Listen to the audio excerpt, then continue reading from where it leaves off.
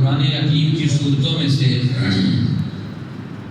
السبع الطوال سب سے پہلا حصہ 7 بڑی صورتوں کا ہے، لمبی صورتوں کا ہے۔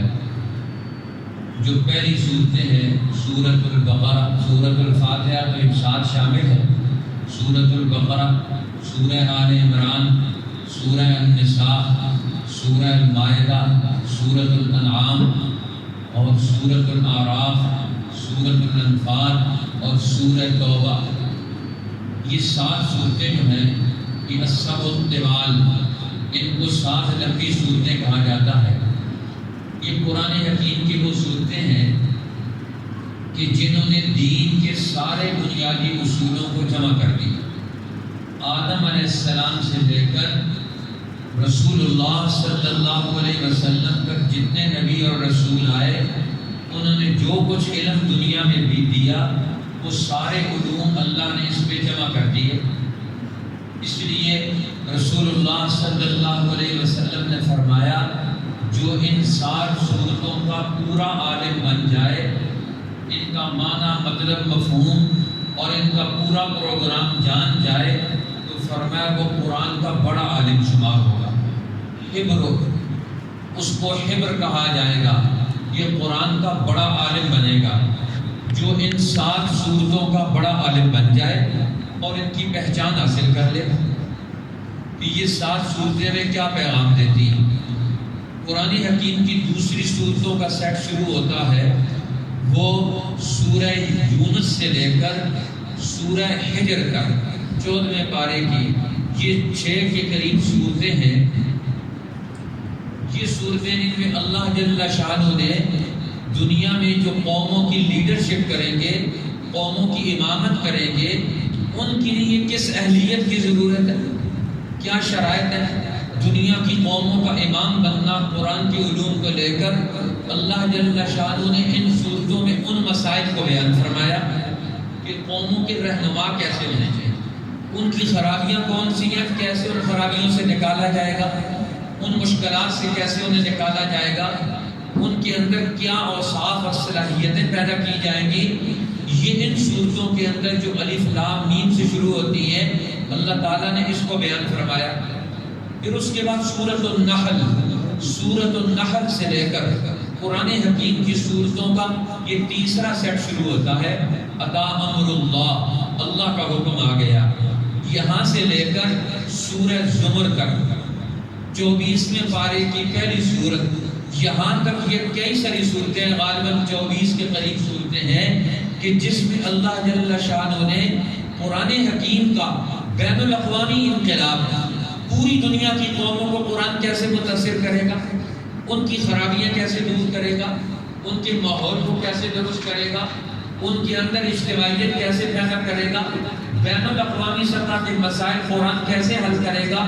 ان 24 صورتوں کے اندر اللہ جل شانہ نے قرآن حکیم اور دین کے عالمگیر بین الاقوامی پہلوؤں کو بیان فرمایا۔ پھر اس کے بعد سورہ حامیم، المومن سے حوامیم 7 کا یہ ایک چوتھا سیٹ شروع ہوتا ہے قرآن حکیم کی صورتوں کا۔ یہ 7 صورتیں ہیں جن کو حوامیم 7 کہا جاتا ہے۔ اس میں اللہ جل شانہ نے پورے قرآن کا خلاصہ اور مغز بیان فرمایا، اور اس میں اللہ تعالیٰ نے قرآن حکیم کی بنیادی تعلیمات کے نظریات، کسی قوم کو عروج اور ترقی کیوں ملتی ہے، کسی قوم پر زوال کیوں آتا ہے، پستی کیوں آتی ہے، اب ان کو پستی سے کیسے نکالا جائے گا۔ قرآن حکیم یہ قوموں کی عروج و زوال کی پوری داستانیں سنا کر رسول اللہ نے مکی زندگی میں اس پر جماعت کھڑی کر دی۔ یہ 14 سیٹ تھا قرآن حکیم کی صورتوں کا۔ 5واں سیٹ ہے، یہاں سے درمیان میں سورہ محمد ہے، سورۃ الفتح ہے، سورۃ الحجرات ہے کہ جب یہ دنیا میں یہ جماعت غالب آئے گی تو یہ دنیا کے ہر باطل کا مقابلہ کر کے اس دین کو دنیا میں غالب کرے گی، اس کو فتح دے گی۔ اس کو فتح دینے کے بعد پھر اگلا دور انسانوں کا آئے گا۔ اب یہ اگلا دور کون سا ہوگا کہ ان کے گھر کی زندگی سے لے کر بین الاقوامی زندگی، ایک نئی تہذیب، ایک نیا دور، نئی گھریلو زندگی، نئی خاندانی زندگی، نئی اجتماعی زندگی وجود میں آئے گی۔ سورۃ الحجرات میں پھر اسلام کا معاشرتی نظام، یہ قرآن حکیم یہ اس کو لے کر آیا، اس کو بیان کیا۔ پھر یہاں سے اللہ جل شانہ نے قرآن حکیم کی صورتوں کا یہ آخری دور شروع کیا، سورہ قاف سے لے کر آخر تک قرآن حکیم کا یہ چھٹا صورتوں کا سیٹ ہے۔ اس کے اندر بھی 3 حصے ہیں۔ پہلا حصہ سورہ قاف سے لے کر سورہ حدید تک ہے، جس میں اللہ جل شانہ نے قرآن حکیم کی عظمت بیان فرمائی ہے۔ پھر سورہ حدید سے لے کر سورہ قیامت تک اللہ جل شانہ نے قرآن حکیم کے عملی پہلو کی انسانی زندگی میں سرایت کیسے کرتا ہے، یہ اپنے اصولوں کا نفاذ کیسے کرتا ہے، اس کی اہمیت اور توجہ دلائی ہے۔ پھر سورہ قیامت سے لے کر سورۃ الطارق تک اللہ جل شانہ نے قیامت کا تذکرہ کیا۔ قیامت ایک بین الاقوامی انصاف کے دن کا نام ہے کہ ساری انسانی زندگی کو اکٹھا کر کے اللہ جل شانہ قیامت کا دن قائم کر کے سب کی زندگی کے فیصلے کرے گا، سب کو سامنے لے کر آئے گا۔ قیامت کو کھول کر قرآن نے بیان کیا، یہ بین الاقوامی زندگی کا انصاف کا اصول۔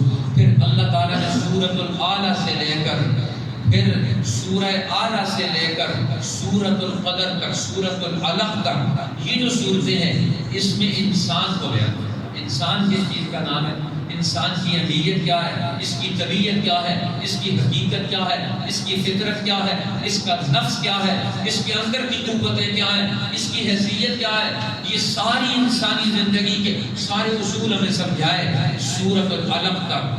پھر سورۃ القدر سے لے کر آخر تک سورہ والناس تک اللہ جل شانہ نے پورے قرآن کا خلاصہ بیان کیا۔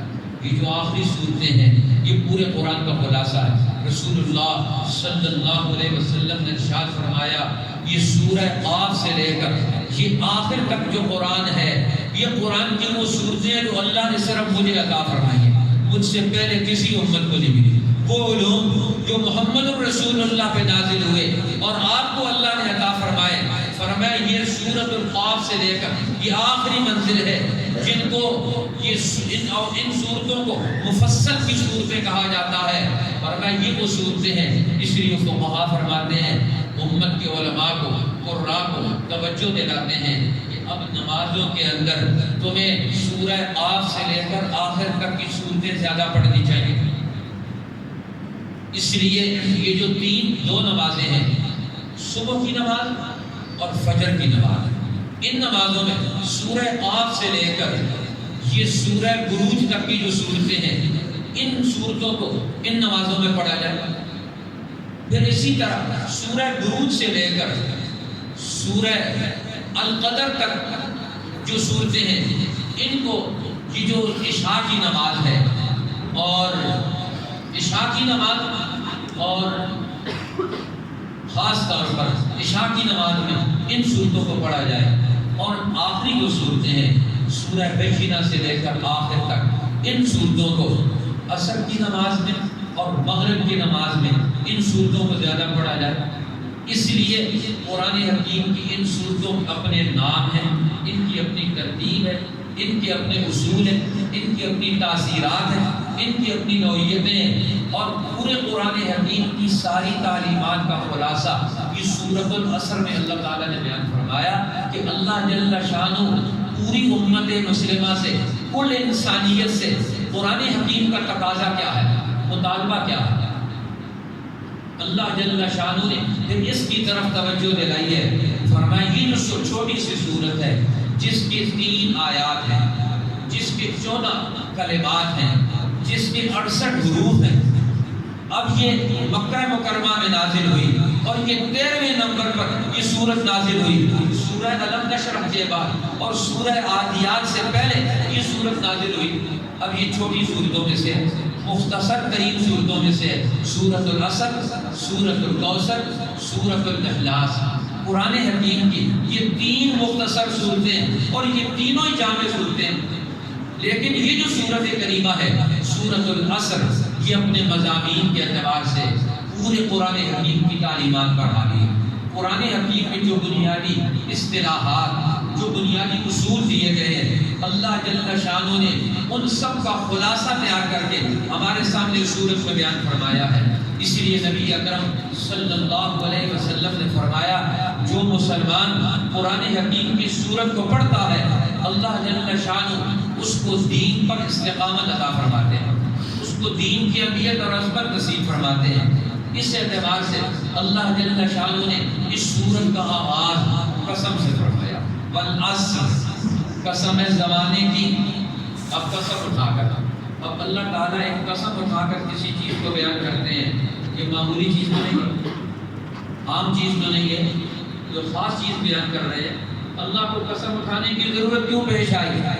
اس لیے انسانوں کو متوجہ کرنا ہے، انسانوں کو ایک مسئلہ سمجھانا ہے، ایک اہم ترین بات بتانی ہے۔ والعصر، قسم ہے زمانے کی۔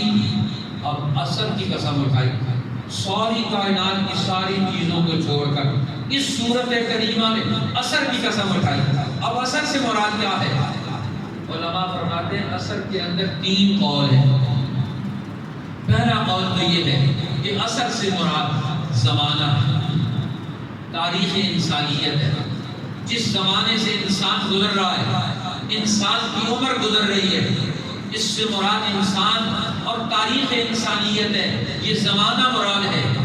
زمانے کی قسم، تاریخ کی قسم، انسانوں کے گزرے ہوئے حالات کی قسم۔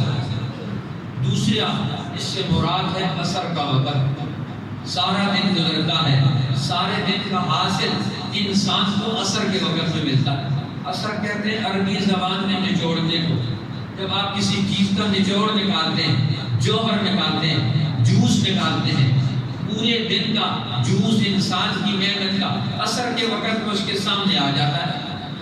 اس لیے عصر کے وقت میں اللہ نے عصر کی نماز رکھی ہے۔ یہاں دن کا اختتام ہو رہا ہے، ساری انسان کی معاشی محنتیں ختم ہو رہی ہیں، اور اس وقت اللہ تعالیٰ نے عصر کی نماز رکھی ہے۔ اپنی زندگی کے معاشی محنتوں کو نماز کے ساتھ جوڑ کر یہاں اس کا حاصل جمع کر دو، دنیا کو نماز کے ساتھ جوڑ دو۔ اب عصر کا وقت بھی مراد ہو سکتا ہے۔ اور تیسرا قول ہے، اس سے مراد ہے زمانہ نبوت محمدی، کہ جس میں رسول اللہ صلی اللہ علیہ وسلم کی نبوت کا نور پوری دنیا میں چمکا، اور اس میں خلافت کبریٰ کا عالمگیر نظام قائم کر کے پوری دنیا کو ایک مربوط شکل میں لا کر، ایک اللہ کے حکم کے تابع لا کر، ایک اللہ کے علم کے تابع لا کر انسانوں کو ترقی کے کمال کے اس راستے پر لا کر جمع کر دیا۔ اللہ فرماتے ہیں والعصر، قسم ہے نبوت محمدی کے اس نور کی جس نے پوری دنیا میں چمک کر پوری دنیا پر خلافت کبریٰ کا نظام قائم کر کے پوری دنیا کو ایک مربوط شکل میں ترقی کا ایک پروگرام دے دیا۔ قسم ہے زمانے کی۔ اب زمانے کی قسم کا مطلب کیا ہے؟ زمانے میں تبدیلیاں آتی ہیں، زمانہ ایک جیسا نہیں رہتا، کبھی صبح ہوتی ہے، کبھی شام، کبھی رات ہوتی ہے، کبھی دن، کبھی بیماری آتی ہے، کبھی صحت، اور کبھی خوشی آتی ہے، کبھی غمی۔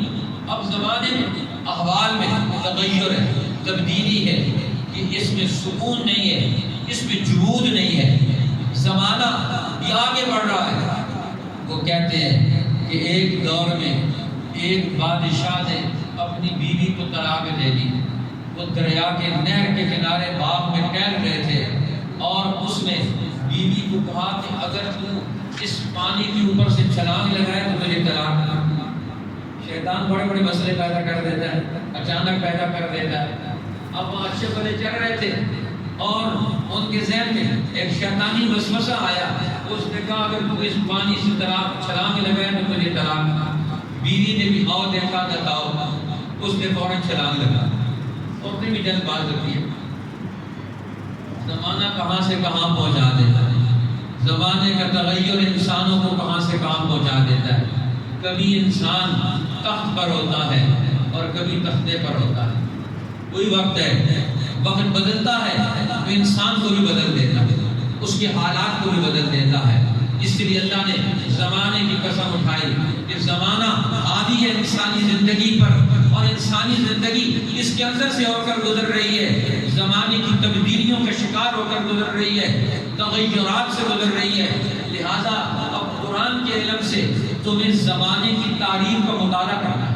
اب قرآن کیا کرتا ہے؟ آدم علیہ السلام سے لے کر محمد رسول اللہ صلی اللہ علیہ وسلم کی ذات پاک تک پوری تاریخ انسانیت کا سارے لوگوں کو مطالعہ کرواتا ہے، پوری تاریخ کا مطالعہ کرواتا ہے۔ اب اس نے اور دیکھا نہ تو چھلانگ لگا دیا، اس نے کہا تو طلاق۔ اب انہوں نے مسئلہ پوچھا، انہوں نے کہا طلاق تو ہوگی۔ جب آپ نے کہا اس پانی کے اوپر چھلانگ لگائے گی تو طلاق تو ہوگی، تو امام ابو حنیفہ کے شاگرد تھے، ان کے پاس مسئلہ آیا، انہوں نے کہا طلاق نہیں ہوئی۔ عجیب بات ہے، سارے شہر کے علماء کہہ رہے ہیں طلاق ہو گئی ہے اور آپ کہتے ہیں طلاق نہیں ہوئی ہے، سارے ہی عالم، لیکن عالم کے علم میں بھی فرق ہے، کیونکہ ایک عالم صرف الفاظ پر نگاہ رکھتا ہے اور ایک عالم زمانے کی نبض پر ہاتھ رکھتا ہے۔ اب دونوں کے علم میں فرق آ گیا، اس زمانے کی نبض اور رفتار کو جانتا ہے، اس زمانے کے تغیر کو جانتا ہے، لہذا اس کا علم کامل ہے۔ اور جس نے صرف الفاظ پڑھے ہیں، کتاب پڑھی ہے، اس کا علم اس کے مقابلے میں وہ کچھ حیثیت نہیں رکھتا۔ اس لیے جو کتاب بھی پڑھے اور زمانے کی نبض پر ہاتھ بھی رکھے اس کو فقیہ کہا جاتا ہے، اس کو صرف عالم نہیں کہا جاتا، اس کو فقیہ کہا جاتا ہے۔ اور حضور نے فرمایا فقیہ واحد اشد علی الشیطان من الف عابد، ایک فقیہ شیطان پر 1000 عابدوں سے زیادہ بھاری ہے۔ اس لیے حضور علیہ السلام نے فرمایا ہمارا کام کیا ہے؟ امت کے اندر تفقہ اور بصیرت، علم والے ایسے لوگ پیدا کرنا جنہیں قرآن کے الفاظ کا علم بھی ہو اور زمانے کے تغیرات کا علم بھی ہو۔ وہ عالم رہنمائی کے قابل ہیں، وہ امامت کے قابل ہیں، جنہیں زمانے کی نبض کا بھی پتہ ہو اور قرآن کے الفاظ کے علوم کا بھی پتہ ہو اور ماضی کی گزری ہوئی تاریخ کا بھی انہیں پتہ ہو۔ وہ اصل علماء ہیں، وہ قوموں کے رہنما ہیں۔ ہر ایک کو رہنما بنا دے وہ تو اپنا بیڑا غرق کرے گا، دوسروں کا بیڑا غرق کرے گا۔ اس لیے وہ کہنے لگے سارے علماء کہہ رہے ہیں طلاق ہو گیا، آپ کہتے ہیں طلاق نہیں ہوئی۔ انہوں نے کہا جب اس الفاظ پر غور کرو، اس نے کہا جب اس پانی سے تو نے چھلانگ لگائی تو تجھے طلاق ہے۔ جب اس نے چھلانگ لگائی تو اتنی دیر میں وہ پانی تو آگے جا چکا، پیچھے سے اور پانی آ گیا۔ بات کہنے کے بعد کچھ دیر گزری اور دیر گزرنے میں پلوں کے نیچے سے پانی گزر گیا۔ آپ سمجھتے ہیں وہیں کھڑے ہیں، زمانہ آگے گزر گیا ہے، زمانہ وہ رفتار بجلی کی رفتار سے آگے بڑھ رہا ہے، ہم سمجھتے ہیں ہم وہیں کھڑے ہیں۔ ہمارے یہاں لوگ کہتے ہیں اب بچے کی سالگرہ مناؤ، یہ بڑا ہو گیا، بڑا ہو گیا کہ چھوٹا ہو گیا؟ جتنی عمر لے کر آیا تھا اس کی عمر میں سے 1 سال کم ہو گیا۔ یہ ہم خوش ہو رہے ہیں کہ یہ بڑا ہو گیا ہے، حقیقت میں یہ چھوٹا ہو گیا ہے۔ جو عمر لے کر آیا تھا اس عمر سے 1 سال کم ہو گیا۔ اب 1 سال کم ہونے کی خوشی مناتے ہیں، اس کا 1 سال کم ہو گیا۔ ہاں 1 سال کم ہونے کی پاداش میں صدقہ خیرات کریں، 1 سال کم ہو گیا ہے، اب 1 سال اس کی زندگی سے نکل گیا ہے۔ اب 1 سال کو یہ کیسے پورا کرے گا؟ اس کا ٹارگٹ کیسے پورا کرے گا؟ نیک اعمال کے اعتبار سے، علم کے اعتبار سے، اخلاق کے اعتبار سے کیسے پورا کرے گا؟ اور بالعصر، قسم زمانے کی، زمانے کے تغیر کی، تبدیلیوں کی، ہر قوم کو قرآن حکیم اس سورت کا موضوع مقرر کرتا ہے۔ جو قرآن کی جماعت دنیا کی قوموں کی امامت کرے گی وہ قرآن کے علم کا مطالعہ کر کے زمانے کے حالات اور تبدیلیوں اور تغیرات کو ذہن میں لا کر پھر فیصلہ کرے گی۔ ایسے فیصلہ نہیں کرے گی، وہ تغیرات اور تبدیلیوں کو ذہن میں لا کر فیصلہ کرے گی اور نئے دور کے لیے نیا پروگرام لے کر آئے گی۔ اب عملی پروگرام نیا ہوگا لیکن دین پرانا ہی ہوگا، دین نیا نہیں لے کر آئیں گے۔ اب سمجھے نیا دین بھی نیا لے کر آئیں گے نہیں، نئے دور کے مطابق عملی پروگرام نیا ہوگا لیکن نئے دور کے مطابق دین نیا نہیں ہوگا، دین وہی ہوگا جو 1400 سال پہلے آیا۔ اب قرآن حکیم نے بالعصر کہہ کر نئے دور کے تقاضوں کا اور اس کے طرف رہنمائی اور توجہ دلائی، اور اصل دین کے بنیادی اصول ان کو بھی سمجھایا۔ فرمایا قسم ہے زمانے کی، ان الانسان لفی خسر، سارے انسان خسارے ہیں، سب لوگ تباہی اور بربادی کی طرف جا رہے ہیں۔ کیوں؟ انسان کو اللہ نے عمر دی ہے۔ اب اس کی زندگی، عمر، یہ سب سے بڑی پونجی انسان کے پاس جو چیز موجود ہے وہ اس کی زندگی ہے۔ اب زندگی کی جمع پونجی، یہ سارا کچھ انسان کے پاس جو کچھ راس المال ہے، سارا مال ہے، وہ انسان کے پاس زندگی ہے۔ اور زندگی کیا ہے؟ یہ ڈھل رہی ہے۔ اہل اللہ فرماتے ہیں کہ برف کی طرح۔ اب برف آپ اس کی کیسے حفاظت کریں گے؟ جتنا جلدی آپ اس کو استعمال کر لیں، یوٹیلائز کر لیں اور اس کو کسی نیکی اور اچھائی کے کام میں لگا لیں۔ اور میں زندگی کی مثال بھی یہی ہے، یہ زندگی ڈھل رہی ہے، پگھل رہی ہے۔ ان الانسان لفی خسر، انسان زمانے کے اندر سے پگھل رہا ہے۔ اب اس نے اپنی زندگی میں کمال پیدا کرنا، سعادت کی طرف بڑھنا ہے، نیکی کی طرف بڑھنا ہے۔ یہ کیسے بڑھے گا؟ اب اس نے اپنی زندگی میں 4 چیزوں کو اگر اختیار کر لیا کہ انشاءاللہ یہ ہر کمال کو، زندگی کی ہر طاقت کو، زندگی کی ہر سعادت کو یہ اپنے پاس جمع کر دے گا، دنیا اور آخرت کی ہر سعادت اسے مل جائے گی۔ لہذا اب قرآن حکیم بیان کرتا ہے دنیا میں ترقی کے، کامیابی کے، فلاح کے، انقلابات کے 4 بنیادی اصول ہیں۔ جس فرد نے، جس جماعت نے، جس قوم نے یہ 4 بنیادی اصول، ان علوم کو سیکھ لیا تو دنیا میں کامیاب ہوگی۔ ان الانسان لفی خسر، سارے انسان خسارے میں، گھاٹے میں۔ حضرت ابوبکر صدیق رضی اللہ تعالی عنہ، ان کا ایک دور جاہلیت کا تاجر ساتھی ایک دفعہ تجارت سے واپس آیا، حضرت ابوبکر صدیق سے ملا، کلدہ ابن اسد یا اسید، وہ کہنے لگا ابوبکر تجارت میں تم بڑے ہوشیار اور عقل مند ہو، لیکن یہ تم نے کیسا سودا کیا ہے؟ گھاٹے کا سودا کیا ہے کہ تم نے کلمہ پڑھ کر محمد رسول اللہ کی جماعت میں شامل ہو کر اس دین کو قبول کر لیا ہے، اور اپنے آباء و اجداد کا سارا دین چھوڑ کر پوری قوم سے الگ ہو گئے ہو، اور سارا مال ان کے کہنے پر خرچ کر رہے ہو۔ تجارت میں تو بڑے ہوشیار ہو، یہاں آ کر بڑے بیوقوف بن گئے ہو، سارا خسارے کا سودا تم نے کر لیا۔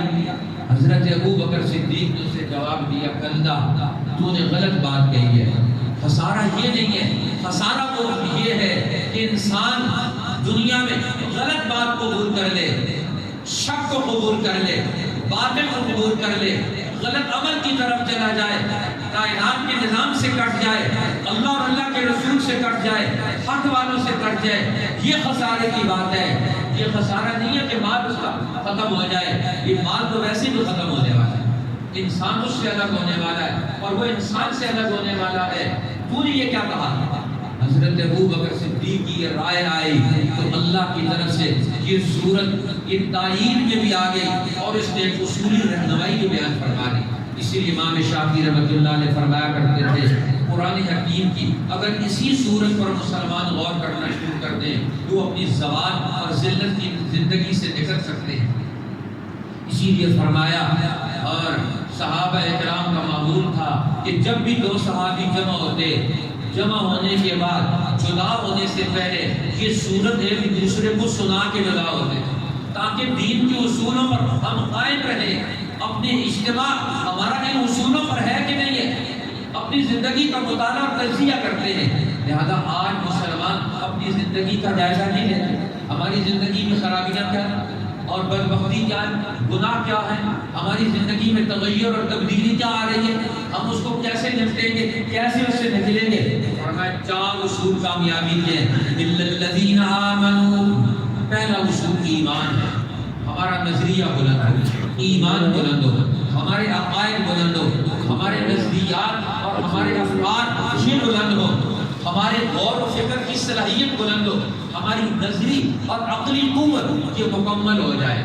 پہلا درجہ انسان کی تکمیل کا ہے، انسان کے اپنے اندر کمال پیدا کرنے کا، اور انسان کا کمال کیا ہے؟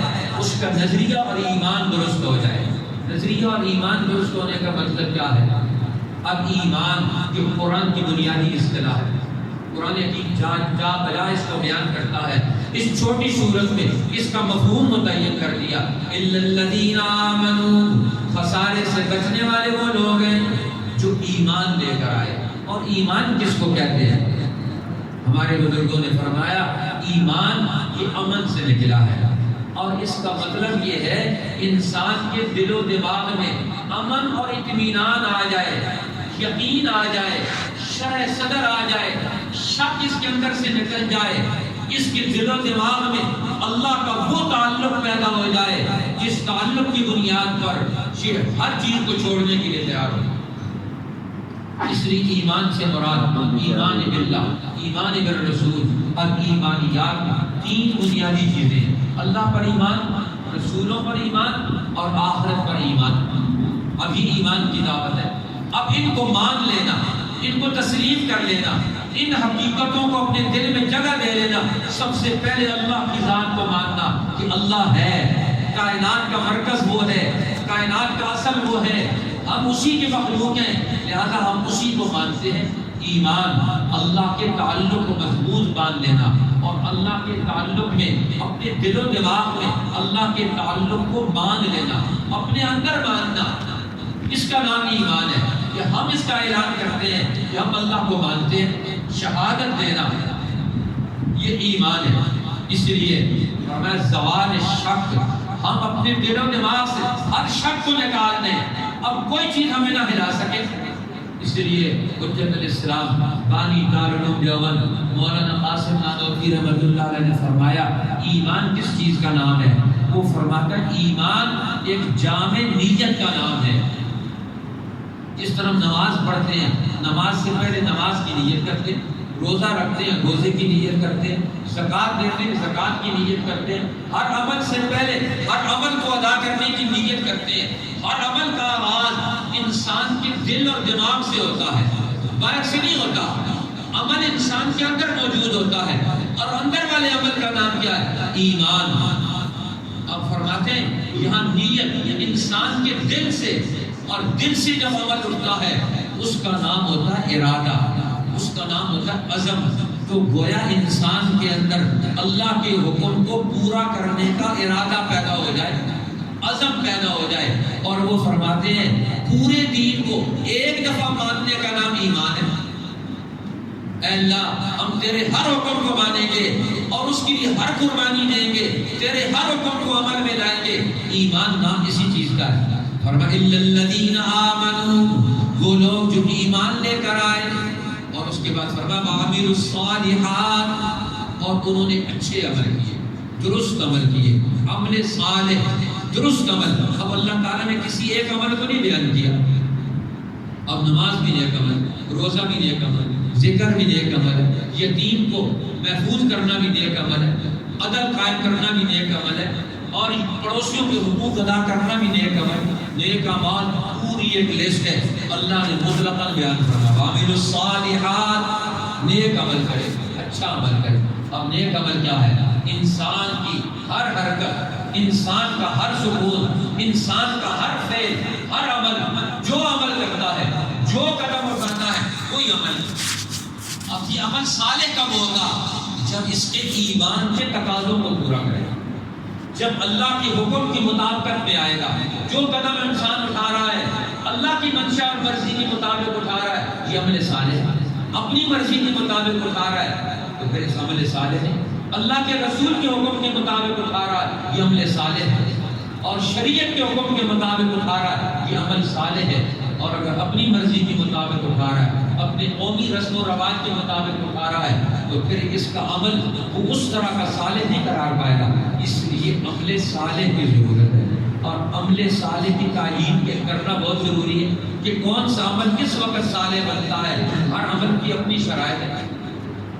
کہتے ہیں ہمارے بزرگوں نے ایک واقعہ لکھا ہے، حضرت عمر بن عبدالعزیز رحمۃ اللہ تعالی علیہ کے زمانے میں، اس طرح عمل کہتے ہیں نا، اسی طرح حکمت عملی بھی ہوتی ہے، پلاننگ بھی ہوتی ہے۔ ہر حکومت آتی ہے اپنی حکمت عملی بناتی ہے، اس کی حکمت عملی صالح ہے، صحیح ہے، غلط ہے، وہ ان کے ایمان کے مطابق ہے یا ایمان کے خلاف؟ حکمت عملی یہاں کے تقاضے قوم اور انسانیت کے مطابقت میں ہے، یہ شیطانوں کی مرضی کے مطابق ہے، لہٰذا ان کی پالیسیاں غلط ہے، صحیح ہے۔ ہر قوم اپنے حکمرانوں کی پالیسیوں کا جائزہ لے، یہ پالیسیاں صحیح ہیں یا غلط؟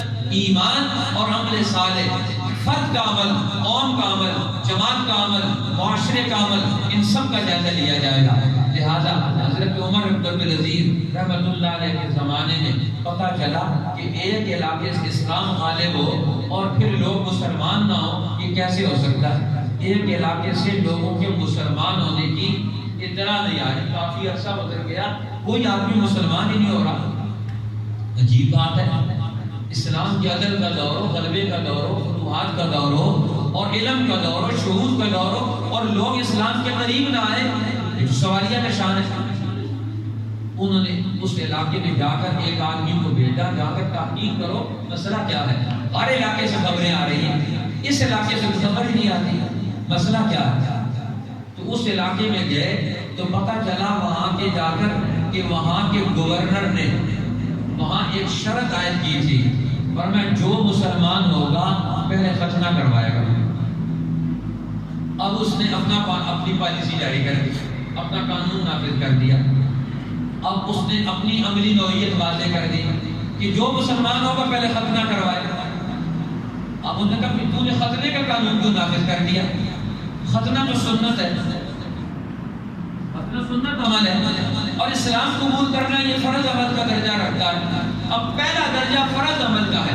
اب ایک آدمی آتا ہے، فرض نماز پڑھی ہے اور وہ آ کر نفل شروع کر دیتا ہے جی۔ اب اس وقت جب فرض ہو رہے ہوں اور وہ نفل نماز پڑھ رہا ہو تو آپ کیا کہیں گے؟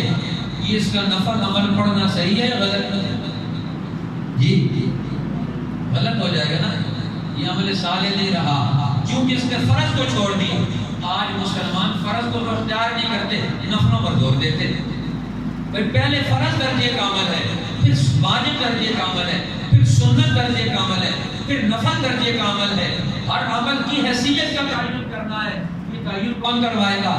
یہ کام ہے فقہاء کا، یہ کام ہے ائمہ مجتہدین کا۔ آج مسلمان اپنے ان علماء کے پاس بیٹھتے ہیں، ہمیں پتہ چلے کہ دین کے اعمال کی کیا حیثیت ہے۔ تو انہوں نے فرمایا یہ کیسا طریقہ کار تو نے اختیار کیا، ایک سنت کے لیے ایک فرض کو چھڑوا دیا۔ لہذا ختنہ کرنا سنت تھا اور دین قبول کرنا یہ فرض تھا، لہذا تو نے دین کے فرض عمل کو پیچھے ڈھکیل دیا، لہذا تو نے غلط طریقہ کار اختیار کیا۔ اب ہر عمل کی نگرانی کرنا یہ بھی ضروری ہے کہ ہم کون سا عمل کر رہے ہیں۔ اب ہماری نگرانی کون کرے گا؟ ہم صحیح عمل کر رہے ہیں، غلط عمل کر رہے ہیں؟ آج سارے مسلمان آپ ہمارے کام کر رہے ہیں، جس طرح بچے آپ ہمارے کام کرتے ہیں نا، جن کا کوئی نگران نہ ہو تو ہر چیز کو چھیڑیں گے، اپنے آپ کو بھی تباہ کریں گے اور گھر کا بجلی کا نظام بھی تباہ کریں گے۔ آج مسلمان خود ہی سارے فیوز اڑا رہے ہیں، ایسا عمل کرتے ہیں کہ پوری بجلی بلاس کر دیتے ہیں، پورے گھر کی بجلی اڑا دیتے ہیں، پنکھے اڑا دیتے ہیں، ہر چیز اڑا دیتے ہیں۔ پہلے عمل کرتے ہیں اور عمل کرتے ہیں، پھر ایسا عمل کرتے ہیں بلاس کرتے ہیں۔ اب نگرانی ختم ہو گئی، نہ فقیہ ہے، نہ کوئی سمجھدار ہے، نہ ماں باپ کے اندر نگرانی کا نظام ہے، نہ علماء کے اندر نگرانی کا نظام ہے، نہ اولیاء اللہ کی نگرانی ہے، نہ عادل حکمرانوں کی نگرانی ہے۔ اور حضرات صحابہ اکرام ہر ایک عمل کی نگرانی کرتے تھے۔ حضرت عمر رضی اللہ تعالیٰ صبح کی نماز کے بعد 3 دن دیکھتے رہے، ایک آدمی نظر نہیں آیا۔ پوچھا وہ آدمی کدھر گیا؟ اس کے گھر چلے گئے، اس کی ماں کو بلایا کہ وہ صبح کی نماز میں آ نہیں رہا۔ انہوں نے کہا کہ وہ ساری رات عبادت کرتا ہے اور صبح کی نماز اول وقت میں اکیلے پڑھ کر سو جاتا ہے۔ کتنا بہترین عمل کرتا ہے، ساری رات جاگتا ہے اور صبح تہجد بھی پڑھتا ہے، اور تہجد کا وقت ختم ہوتا ہے تو اول وقت میں جب طلوع فجر ہو جاتی ہے تو اپنی نماز اکیلے پڑھ کر پھر سو جاتا ہے۔ حضرت عمر نے فرمایا جب یہ جاگے تو اس کو ہمارے پاس بھیجو۔ اب فرمایا تو صبح کی نماز جماعت کے ساتھ پڑھ لے، یہ تیری ساری رات جاگنے سے زیادہ بہتر ہے۔ تو ساری رات جاگتا ہے، اکیلی نماز پڑھ لیتا ہے، تو صبح کی نماز جماعت کے ساتھ پڑھ لے، یہ تیرا عمل اللہ کی نگاہ میں سب سے زیادہ قیمتی ہے۔ اب جو کس عمل کی حیثیت کا تعین کروا رہے ہیں حضرت عمر؟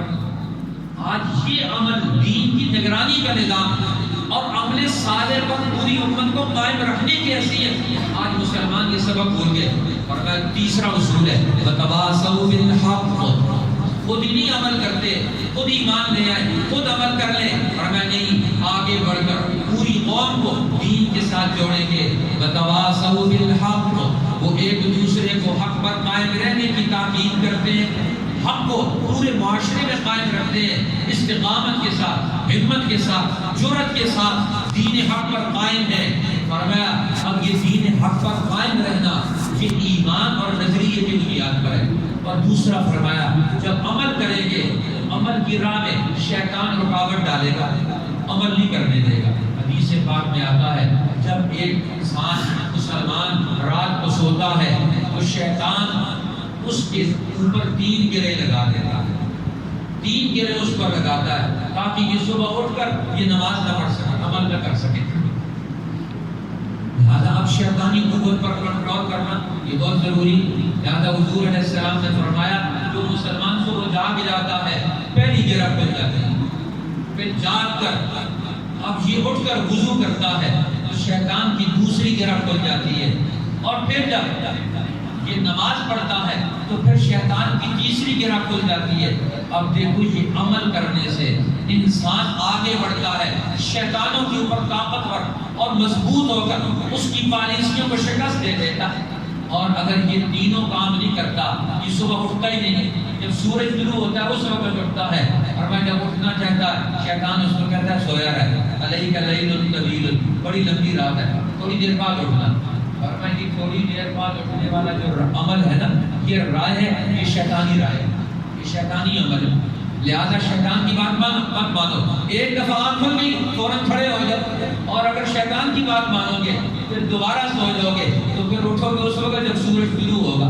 اور فرمایا شیطان انسان کی ناک میں رات ڈالتا ہے اور جاتے ہوئے پھر اس کی ناک میں اور اس کے گلے میں پیشاب کرنے جاتا ہے اور کہتا ہے منحوس سویا رہتا ہے۔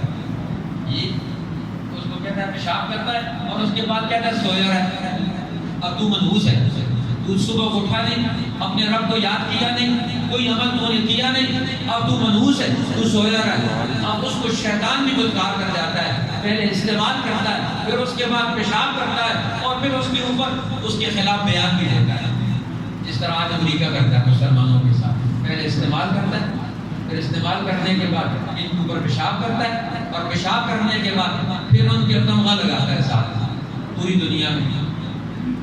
آج پوری دنیا کے مسلمان و حکمران اپنی حیثیت کا تعین ہوئی، زوال سے نکلنا چاہتے ہیں تو اگلا فرمایا وتواصوا بالصبر، فرمایا صبر کی تلقین کرتے ہیں، عیش میں نہیں آتے، غصے میں نہیں آتے، وہ صبر کی تلقین کرتے ہیں۔ اب صبر کرنا، ہمت کرنا، اپنے دین پر ڈٹ جانا، کوئی مشکل پریشانی آ جائے، ہر مشکل اور پریشانی اندر سے آئے، دشمن سے آئے، رشتہ داروں سے آئے، جماعت کے اندر سے آئے، مسلمانوں کے پاس سے آئے، کسی پریشانی سے پریشان نہ ہو، اپنے دین پر قائم رہے۔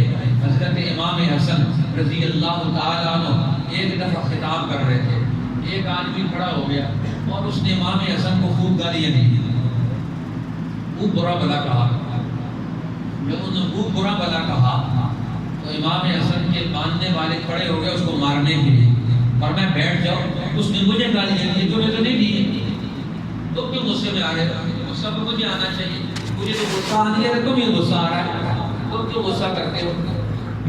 اور میں اس کو کھانا کھلاؤ، ہو سکتا ہے یہ بھوکا ہو، اس کو کپڑا پہناؤ، ہو سکتا ہے یہ ضرورت مند ہو، اس کی بیماری کا علاج کرو، ہو سکتا ہے یہ پریشان حال ہو، اس کا مسئلہ حل کرو، 3 دن کے بعد اسے میرے پاس لے کر آنا۔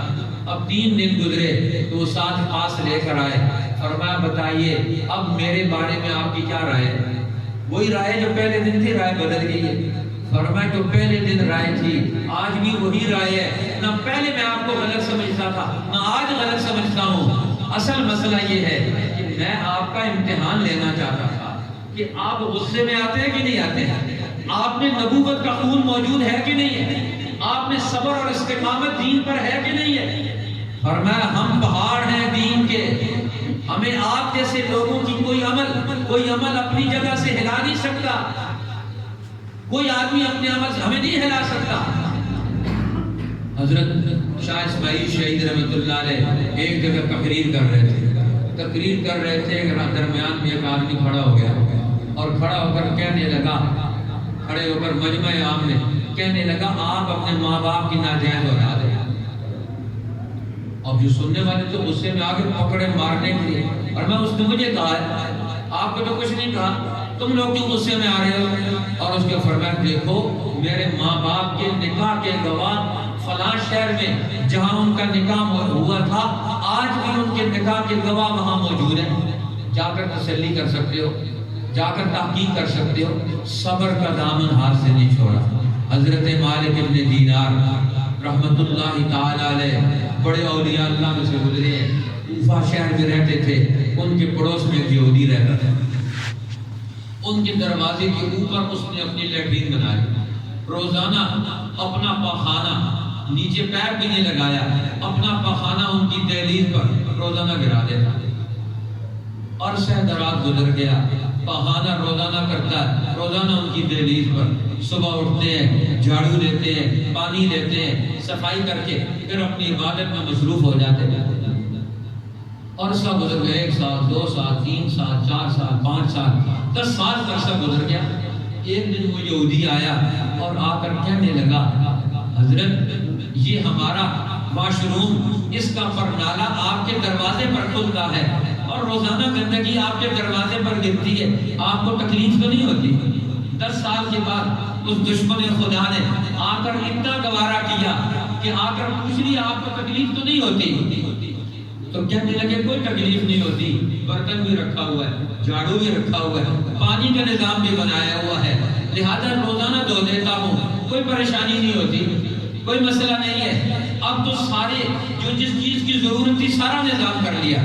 وہ کہنے لگا ایک آدمی کو ایک دن تنگ کرو، دوسرے دن تنگ کرو، جن کا شہر ہو، جس شہر میں ان کی حکومت ہو، جس شہر میں ان کی رائے چلتی ہو، جس شہر میں اس زبان سے گفتگو نکالے، بات کریں اور ان کی بات پر عمل ہوتا ہو اور یہ جیل کی سلاخوں میں پہنچا سکتے ہو، لیکن آہ بھی نہیں کرتے، میرے دروازے پر دستک بھی نہیں دیتے ہیں۔ ان کے صبر کی ہمت، صبر دیکھیں، ان کی ہمت دیکھیں، دین پر استقامت دیکھیں، انسانوں کے لیے نفع الخلائق مخلوق کی خدمت کے لیے کردار ادا کرنے کا عمل دیکھیں۔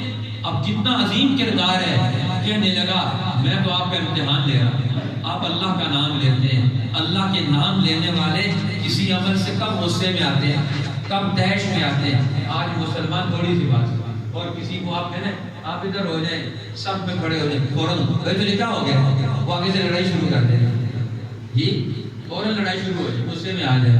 اسی لیے حضور نے فرمایا خیارکم الینکم مناکبا، تم میں سے بہترین آدمی وہ ہے جس کے کندھے نرم ہیں، جس کو جو آدمی کھینچے تو اس کے ساتھ لڑائی نہ شروع کر دے، فوراً اس کی بات مان لے۔ آج ہم ایک دوسرے کی بات ماننے کے لیے تیار نہیں، ایک دوسرے کے ساتھ چلنے کے لیے تیار نہیں، ایک دوسرے کو صبر کے ساتھ برداشت کرنے کے لیے تیار نہیں۔ اب کتنا برداشت کیا لوگوں نے ایک دوسرے کو، صحابہ نے دشمنوں کو، رسول اللہ نے مکہ والوں کو 13 سال برداشت کیا۔ کتنے لوگوں نے آپ پر پتھر برسائے، اللہ کے پیغمبر دعائیں دے رہے ہیں۔ آج تو ہمیں ٹیڑھی آنکھ سے کوئی دیکھ کے چلا جائے تو ہم سمجھتے کہ ہمارا پکا دشمن ہو گیا، پتھر مار رہے ہیں، حضور دعائیں دے رہے ہیں۔ صبر و استقامت کے پہاڑ ہیں، پر میں جب آپ صبر کا یہ مرحلہ طے کریں گے، یہ ارشاد کا منصب ہے، یہ تکمیل کا منصب ہے، یہ رہنمائی کا منصب ہے، تواصوا بالحق کا، تواصوا بالصبر کا، کہ پہلے درجے میں آپ نے اپنے آپ کو کامل کرنا ہے، پھر کامل کرنے کے بعد دوسروں کو کامل بنانا ہے۔ جب مسلمانوں میں یہ وصف پیدا ہوگا تو فرمایا یہ دنیا میں کمال کے منصب پر فائز ہوں گے اور اللہ نے ترقی اور عروج نصیب فرمائے گا۔ اللہ جل شانہ ہمیں قرآن کا یہ پیغام سمجھ کر اس کے مطابق پوری دنیا میں مسلمانوں کو ترقی دینے کی توفیق عطا فرمائے۔